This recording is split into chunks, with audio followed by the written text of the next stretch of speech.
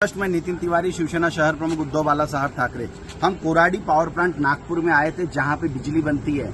इस विभाग के अंदर इतना भ्रष्टाचार था जिसकी जानकारी यहां के चीफ इंजीनियर मोडगरे साहब को दी गई। एबीयू कंस्ट्रक्शन ये एक ठेकेदार है, इसको बहुत सारे वर्क ऑर्डर दिए गए। तकरीबन 150 वर्क ऑर्डरों के साथ ये काम कर रहे हैं और प्रत्येक वर्क ऑर्डर में सिर्फ और सिर्फ भ्रष्टाचार है और कामगारों को किमान वेतन न देने के कारण इनके खिलाफ अनेक केसें चल रही है। खापरखेड़ा पावर प्लांट में इनकी निग्लिजेंसी की वजह से अभी तत्काल में एक महिला की मृत्यु हुई। इन सब मामलों पे पर्दा डालते हुए चीफ इंजीनियर ने सीधा ठेकेदार की बाजू लिया। हमने उनको वर्क ऑर्डर दिखाया कि ये वर्क ऑर्डर में ऑलरेडी काम ही नहीं हुआ है, ये काम ही नहीं हुआ है क्योंकि इसके हमारे पास पूरे सबूत है। और ये 1 करोड़ 10 लाख का वर्क ऑर्डर से हमको एक सिर्फ ये हाथी की पूंछ का बाल मिला है, पूरा हाथी अभी बाकी है। परंतु चीफ इंजीनियर साहब ने सीधे से सिरे से खारिज करने वाली बात की। क्लीनिंग सेक्शन में जहां वेसल्स में राखड़ आती है, थर्मल पावर प्लांट की वेस्ट राखड़ और वो बाहर जाती है, उनको लेबरों से उठाना होता है नियम अनुसार वो राखड़ों को पानी से, जिसकी वजह से महंगे वेसल्स खराब हो रहे हैं। जब हमने इंजीनियर साहब को बताने की कोशिश की तो उन्होंने बाजू लिया